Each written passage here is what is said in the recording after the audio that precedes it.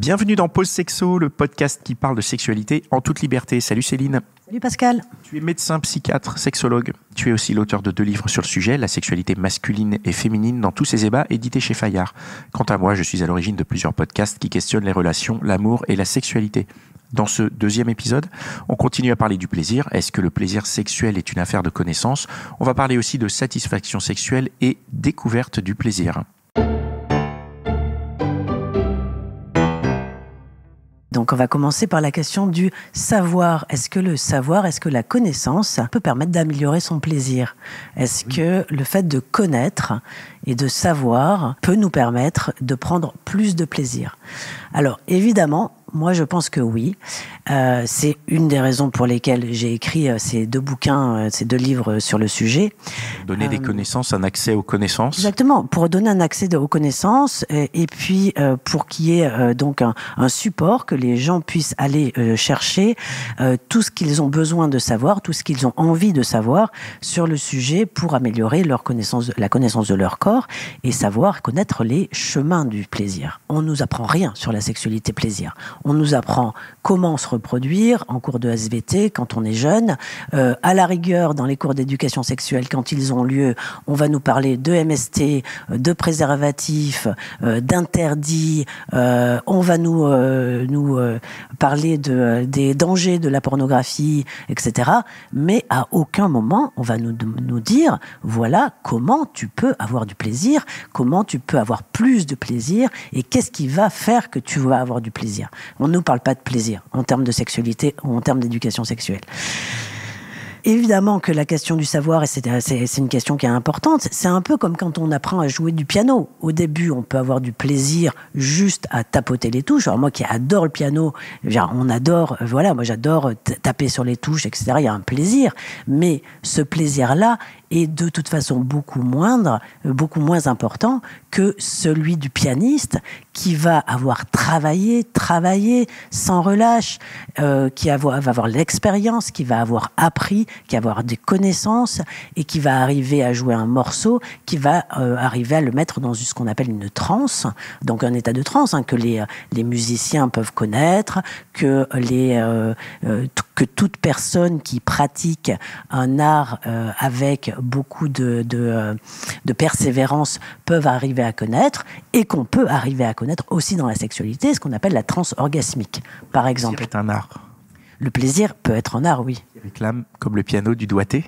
Du doigté, et de la connaissance, et de la pratique, et du travail. Je pense que c'est ce qu'on oublie dans la sexualité, c'est que ça demande du travail. C'est que avoir du plaisir dans la sexualité, c'est aussi une affaire de travail et d'expérience, vraiment. C'est très surprenant que tu dis ça, parce que ça a l'air très sensé. Et en même temps, comme tu dis, ça nous est pas du tout expliqué. Donc c'est à la fois évident, mais en même temps, ça ne l'est pas du tout. Oui, et c'est la même chose pour les hommes et pour les femmes, parce qu'on a tendance à penser que ce serait que pour les femmes, parce que leur plaisir est plus difficile à avoir, etc. Non, le plaisir pour la femme n'est pas plus difficile à avoir. Le plaisir pour la femme est d'autant plus une affaire de connaissance que l'organe du plaisir de la femme est un organe qui n'est pas accessible directement. C'est-à-dire que le clitoris, pour la plupart, l'immense partie du clitoris, c'est un organe qui est caché à l'intérieur du corps humain. Alors que c'est évidemment que si on ne sait pas que cet organe-là est caché à l'intérieur du corps humain, on ne le connaît pas, il est invisible pour nous, donc il n'est pas accessible. Donc pour qu'il soit accessible, il faut savoir qu'il est là. Donc il faut savoir comment le stimuler. Comment on stimule un clitoris ? On stimule un clitoris exactement de la même façon quasiment qu'on stimule un pénis. C'est-à-dire que les récepteurs qu'il y a au plaisir dans le clitoris, ça on le verra sur le podcast sur le clitoris, mais les récepteurs au plaisir dans le clitoris sont des récepteurs la plupart du temps à la pression dans le corps du clitoris. Donc pour avoir du plaisir par stimulation interne du clitoris, il faut exercer une pression. Donc ça veut dire que des mouvements de va-et-vient dans un vagin sans qu'il y ait pression vont pas stimuler le clitoris. Pour qu'il y ait pression, il va falloir faire intervenir notamment les muscles périnéaux, le périnée. Donc c'est pareil, si on ne sait pas ce que c'est notre périnée, si on ne sait pas où est notre périnée, on va avoir du mal à stimuler son clitoris. C'est pour ça que là, on va partir sur le chapitre de la satisfaction sexuelle et du plaisir. C'est pour ça que l'immense majorité des femmes, aujourd'hui encore, n'ont pas de plaisir et encore moins d'orgasme par pénétration vaginale. Parce qu'il n'y a pas de stimulation du récepteur à la pression à l'intérieur et qu'il n'y a pas de récepteur au plaisir dans le vagin. Genre, il n'y a pas de récepteur au plaisir dans le vagin. Ça, je pense, qui le sait? C'est-à-dire que le vagin, en lui-même, c'est un fourreau qui est un réceptacle qui sert notamment à recevoir le sperme pour la fécondation, mais ce n'est pas en lui-même un organe de plaisir. Il peut provoquer du plaisir indirectement par le clitoris qui vient, qui est positionné, donc dont les branches sont positionnées autour du vagin, ou lors de la pénétration, mais ça on le reverra dans le podcast sur la pénétration vaginale, donc il y aura tout un podcast qui sera dédié uniquement à la question de la pénétration vaginale et comment on a du plaisir par pénétration vaginale, par stimulation du col de l'utérus. Bon, ça c'est deux chemins différents pour avoir un orgasme chez la femme. Donc, ce que je voulais revenir, c'est que... Attends, avant de continuer, donc là, ce que tu es en train de dire, c'est que le plaisir masculin, il se retrouve dans cette pénétration, mais cette pénétration ne donne pas le plaisir féminin. Tout à fait. Et puis même le plaisir masculin, donc dans le corps du pénis, ce sont également des récepteurs à la pression. Or, un vagin va exercer moins de pression qu'une main, par exemple. Un vagin va exercer moins de pression, par exemple, qu'un anus. Donc c'est aussi pour ça que les hommes peuvent avoir moins de plaisir à la pénétration vaginale, hormis le plaisir de la possession, le plaisir de la fusion, qui est un plaisir qui va être aussi psychologique et pas seulement physique. Mais globalement, quand on interroge les femmes, et le rapport Haidt sur les hommes et les femmes le montrait à l'époque, c'est-à-dire que Cher Haidt, c'est une américaine qui a lancé une énorme étude sur la sexualité masculine et la sexualité féminine, qui a révolutionné à l'époque un peu les idées reçues, et qui a montré que les hommes, globalement, prenaient plus de plaisir ou avaient des orgasmes plus forts par la masturbation que par la pénétration vaginale. Voilà, ça c'était un des résultats de l'étude de Cher Haidt. Bon, ça on y reviendra aussi, parce qu'on ne va pas tout dire aujourd'hui. Je trouve ça absolument incroyable. Parce que je m'y retrouve pas du tout, en fait. D'accord, donc je me dis, qui sont ces hommes qui ont plus de plaisir avec leurs mains qu'avec... Parce qu'en fait, le plaisir n'est pas seulement le plaisir physique. Quand le plaisir sexuel fait aussi intervenir le cerveau, et heureusement, autant chez les hommes que chez les femmes. C'est-à-dire que là, quand on dit ça, c'est-à-dire qu'on pense vraiment au plaisir physique de la stimulation. Or, faire l'amour avec une femme, c'est bien au-delà de la pénétration, du plaisir ressenti par la pénétration, par le pénis, ou par une histoire de récepteur de pression au niveau du pénis. C'est bien au-delà de ça. C'est aussi ça qui fait qu'on a envie d'avoir du plaisir qu'on prend du plaisir avec une femme. Ce n'est pas que physique. Et pour la femme, c'est pareil, évidemment, pour les hommes et les femmes. Donc, et ce qu'il faut savoir, donc, en termes de plaisir, si on reprend la question du plaisir et de la satisfaction sexuelle, c'est que globalement, les études européennes ont montré que ce sont les femmes françaises qui sont le moins satisfaites sexuellement. Alors, pourquoi alors que dans l'imaginaire collectif, le français est censé être le meilleur amant, quand même. On a quand même un paradoxe énorme entre, d'une part, les femmes françaises qui sont les moins satisfaites et les hommes français qui sont censés être les meilleurs amants. Alors déjà, elles simulent plus que les autres. Les femmes françaises simulent plus que les autres. Par exemple, 31% des femmes françaises simulent régulièrement, contre 18% des néerlandaises, par exemple. D'accord. 52% par exemple des Françaises ont un orgasme souvent avec leur partenaire au cours de leur vie, contre 69% des Italiennes et des Néerlandaises, par exemple. Et ça, c'est très relié au fait que la plupart des femmes françaises n'associent pas la stimulation externe du clitoris pendant la pénétration. Elles sont 43% aujourd'hui, selon un sondage IFOP récent, à ne pas associer la stimulation externe du clitoris lors de la pénétration, que ce soit elle-même ou le partenaire. Donc ça veut dire qu'elle ne considère pas ça comme c'est-à-dire que, sexuel. En fait, donc c'est pendant la pénétration. Hein. Oui. Oui. Donc en fait, la plupart des femmes, en tout cas quand je les entends, quand je leur demande pourquoi vous n'associez pas la stimulation externe du clitoris, ah mais j'ai peur qu'ils le prennent mal. C'est-à-dire... J'ai compris, en fait, c'est-à-dire qu'elle s'empêche de le faire. S'empêche de le faire. De se caresser, tout simplement. S'empêche de se caresser pendant la pénétration. Les pénètre. Voilà. Parce qu'elles se disent ça va le blesser, ça va le choquer. Voilà. Ouais, parce qu'elles ont peur de remettre en cause sa virilité. Voilà. Son narcissisme, sa virilité. Et on va encore redire que non, ce n'est pas à l'homme de faire jouir la femme, que la capacité à avoir... Tu nous enlèves toute la pression. Ben oui, voilà. Ce n'est pas à l'homme de faire jouir la femme. La femme, si elle ne connaît pas son corps, elle va avoir un orgasme par chance, par hasard, et donc la plupart du temps, elle n'en aura pas. Donc pour avoir un orgasme dans une sexualité vaginale, en tout cas, ça se travaille. Déjà, donc là, on va repartir, on va reprendre du coup toute la découverte et l'origine du plaisir sexuel. Ouais. Quand tu dis ça se travaille, enfin, là on parlait donc de la connaissance et du travail, mais où s'acquiert cette connaissance? Donc on a les livres. Podcast. C'est pour ça qu'on fait ce podcast aujourd'hui. Hein. C'est parce que les livres, malheureusement... Les gens, ils travaillent, oui. là, on nous écoute. Exactement.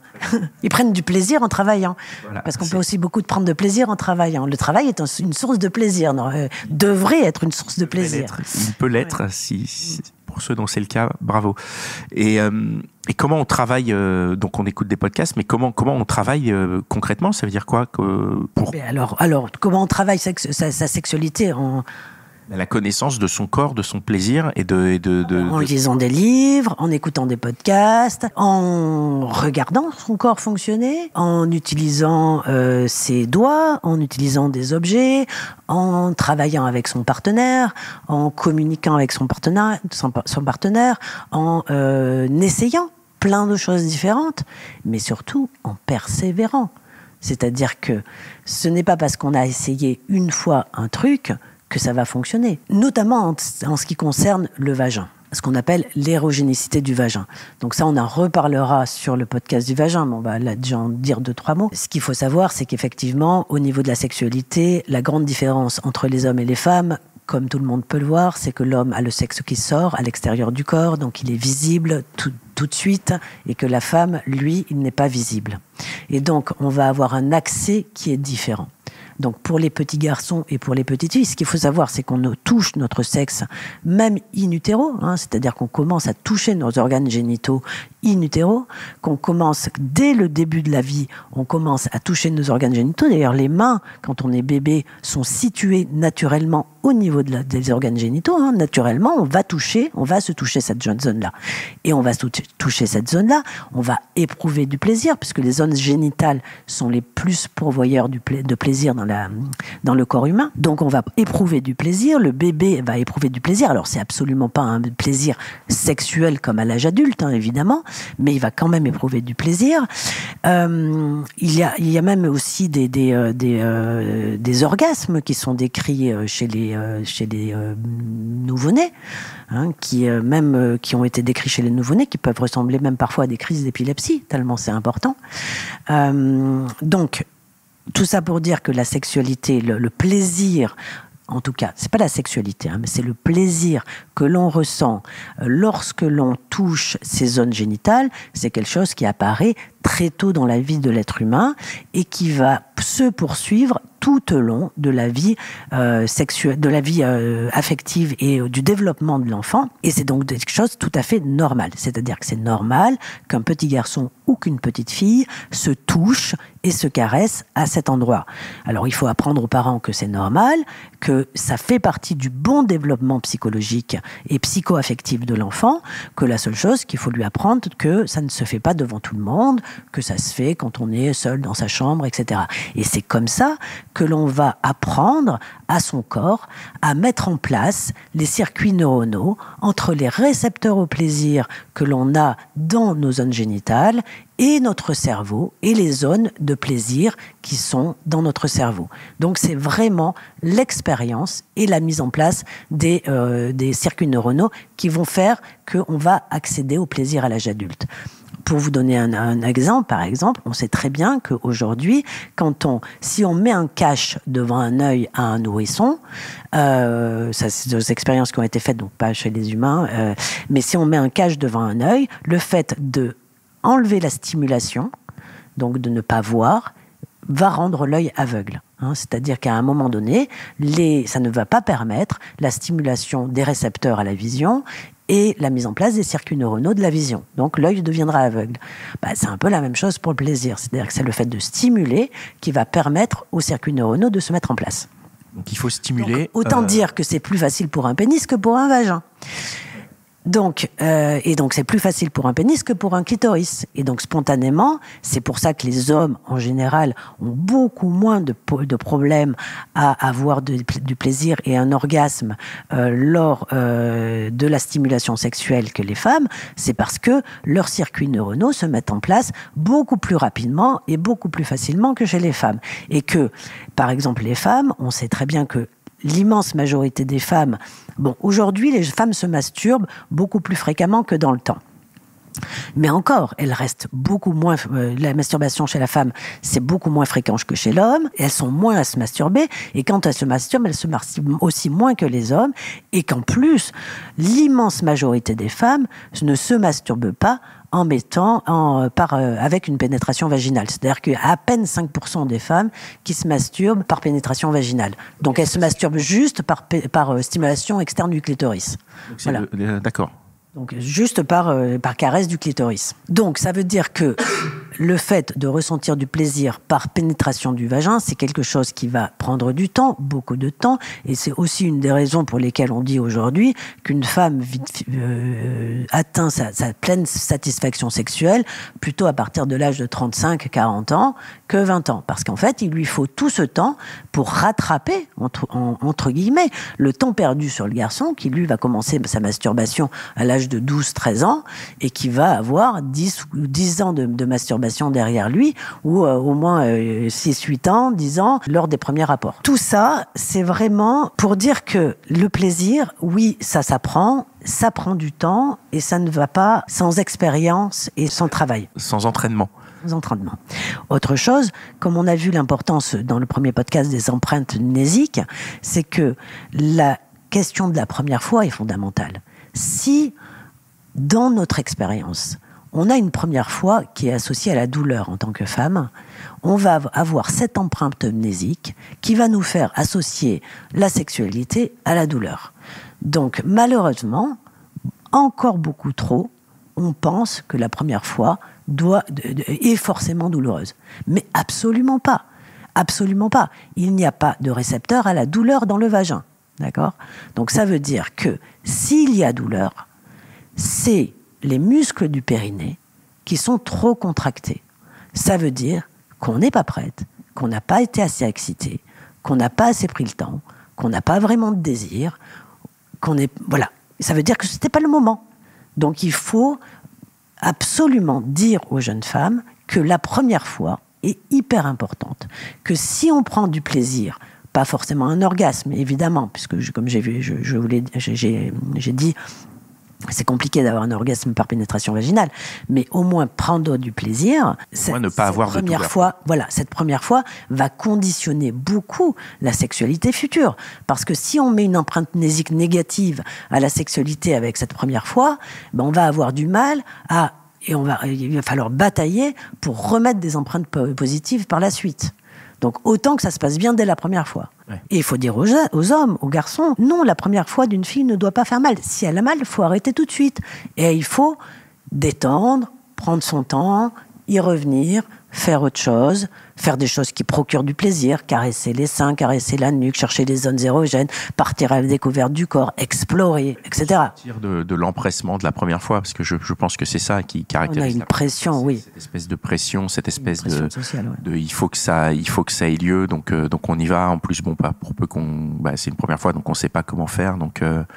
Et il faut se sortir de ça et se dire que c'est OK de ne pas réussir à faire cette première fois la première fois et qu'elle peut être plusieurs fois, en fait, cette première fois. Bien sûr. Elle peut prendre plein de fois. Et puis la première fois ne doit pas être résumée à la première pénétration vaginale. Hein.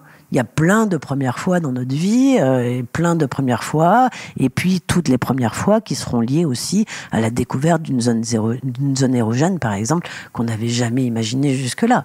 Donc c'est aussi ça toute la beauté de la sexualité, c'est de découvrir, de se découvrir et de découvrir son corps et de découvrir son corps comme source de plaisir. Très, très, très beau message.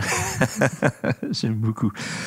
Et donc, c'est aussi important de dire aux parents dans l'éducation des enfants, hein, parce que quand on éduque nos enfants, c'est vrai qu'on pense pas tellement à leur sexualité future, ce qui est heureux, hein, mais en fait, le fait d'avoir un rapport avec son enfant dans la question du plaisir, de lui faire éprouver du plaisir, à le masser par exemple, mais d'autres plaisirs, hein, les plaisirs à écouter des histoires, le plaisir d'apprendre, le plaisir de lire, le plaisir d'écouter de la musique, le plaisir de jouer d'un instrument, le plaisir de faire du sport, tout ça, ça va, et l'enfant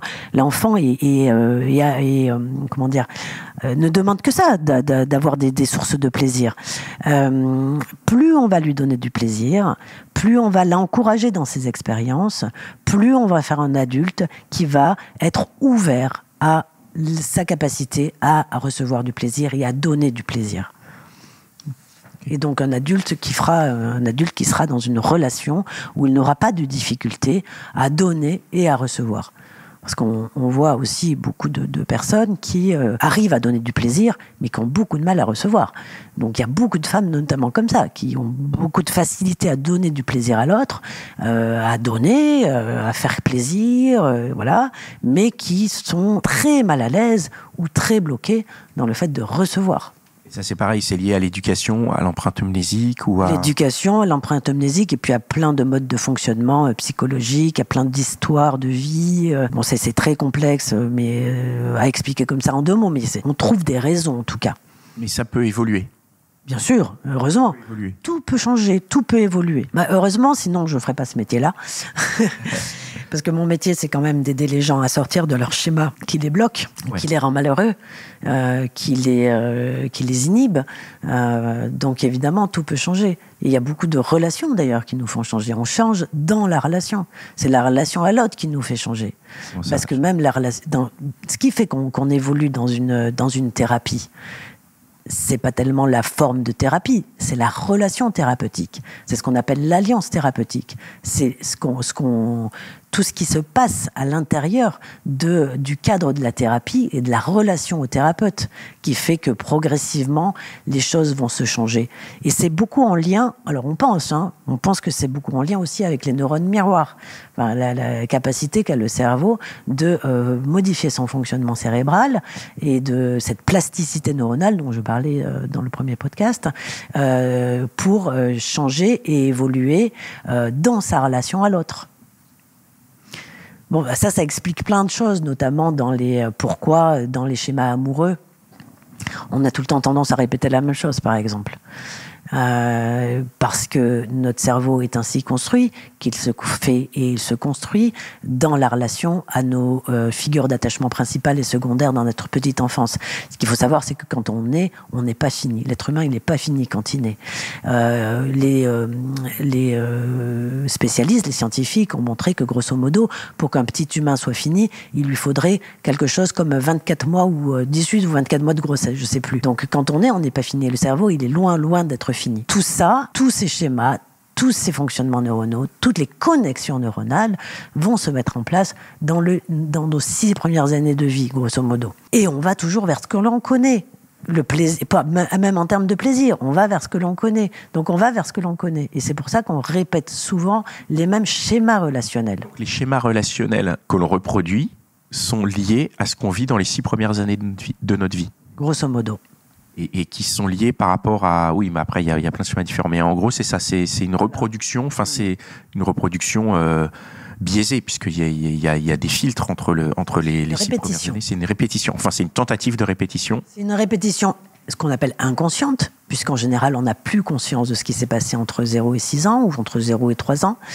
Ça dépend des gens. Il y a des gens qui ont des souvenirs, ou des flashs, même des toutes premières années, mais la plupart des gens n'ont pas beaucoup de souvenirs entre 0 et 6 ans. Et en tout cas, souvent, les souvenirs que l'on a, même ce sont des souvenirs, ce qu'on appelle des souvenirs écrans, c'est-à-dire que c'est même pas des vrais souvenirs. Bon, la mémoire, on peut pas se fier à la mémoire, de toute façon. La mémoire, c'est très compliqué. Et quand il y a un patient qui vient me voir en me disant ah non, mais moi, j'ai pas envie de parler de mon passé, mais je dis, mais je vais pas vous demander de parler de votre passé, je vais vous demander de parler de votre présent. Et parce que le passé, c'est le passé déjà, et puis on a une capacité à refaçonner son passé, et on le refaçonne en permanence. Et c'est ce qui fait aussi qu'on peut qu'on peut modifier notre perception du passé, heureusement. Parce que dans les cas de traumatisme, par exemple, si on n'avait pas cette capacité à modifier la perception du passé, on resterait enfermé en permanence dans ces traumatismes. Donc on sait aussi que tout passe aussi beaucoup par l'émotionnel, par l'émotion. Bon bref, ça c'est un autre sujet. C'est un autre sujet, mais c'est passionnant. Qu'est-ce qu'on a d'autre sur le plaisir, puisqu'on est sur... est-ce qu'on arrive à la fin de ce double épisode sur le plaisir ? Ce que je voulais simplement dire aussi, pour terminer peut-être, c'est le problème vraiment, moi je trouve, de la pornographie. Parce qu'en fait, beaucoup d'adolescents aujourd'hui, il y a encore une étude qui vient de paraître là très très récemment, où il a été montré que les adolescents avaient accès à la pornographie de plus en plus tôt. Et donc, ça devient, malheureusement, les premières expériences sexuelles, notamment des adolescents garçons.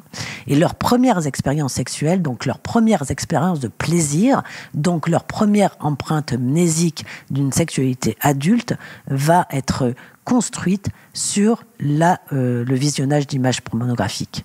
Donc on imagine bien les dégâts que ça peut faire pour ensuite réintégrer une sexualité hétérosexuelle ou homosexuelle, mais peu importe, une sexualité réelle en tout cas, avec un sujet quand on a nos premières stimulations qui ont été liées à la pornographie. Parce que jamais le rapport à un sujet ne permettra de stimuler autant le cerveau que une image pornographique.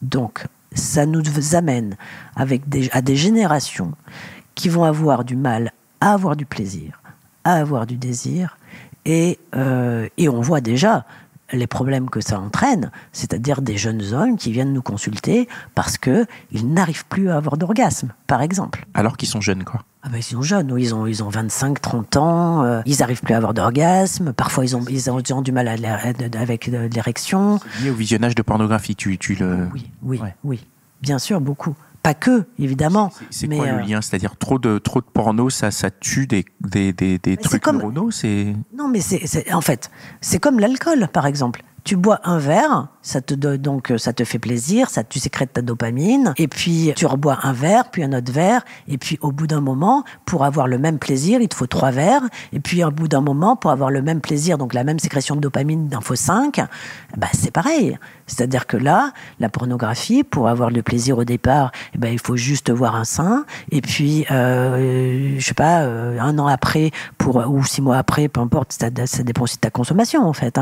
Plus tu consommes, plus ça va aller vite. C'est comme l'alcool. Hein. Donc, au bout de quelques temps, pour avoir le même plaisir, ressentir la même excitation et avoir le même shoot de dopamine, il te faudra voir, je sais pas moi, des images beaucoup plus hard. Et puis, à un moment donné, l'intensité du stimuli sera tellement important qu'il ne pourra plus être reproduit dans la vie réelle. Du coup, ça va entraîner des problèmes dans la vie réelle. On commence à le voir, ça, vraiment. Donc ça, c'est important pour les hommes. Les effets bien sûr, de la libre accès à la pornographie à tous. Sûr, oui. Et les jeunes hommes aujourd'hui qui ont des on va faire un podcast d'ailleurs uniquement sur cette question de la pornographie, parce que moi je trouve vraiment que c'est très très important, et je conseille d'ores et déjà aux hommes qui ont des problèmes, qui sentent, qui commencent à avoir des problèmes liés à ça, d'arrêter, simplement. Il faut arrêter la pornographie pendant un certain temps. Pas la masturbation. C'est pas une question de problème de la masturbation. La masturbation, c'est bien. C'est bien, c'est bon. Ça a des effets, des bienfaits, la masturbation. Absolument pas la pornographie. Merci beaucoup pour cet éclaircissement. Merci pour ce deuxième épisode. Je rappelle à toutes fins utiles que tu es l'auteur de 2 superbes livres, La sexualité masculine dans tous ses ébats et La sexualité féminine dans tous ses ébats, que vous pourrez retrouver chez Fayard. Les liens seront disponibles en description. Moi, vous pouvez m'entendre dans les podcasts Les Gentilshommes et Réponses de Mec et venir si vous le souhaitez voir mon spectacle Réponses de Mec qui se joue le samedi à Paris. On se donne rendez-vous dans 15 jours. Dans 15 jours. On va aborder quoi dans 15 jours maintenant qu'on a parlé du plaisir? De quoi on enchaîne derrière? Le désir, Eh oui. C'est ça? Allez, on se retrouve dans 15 jours pour parler du désir. Ciao!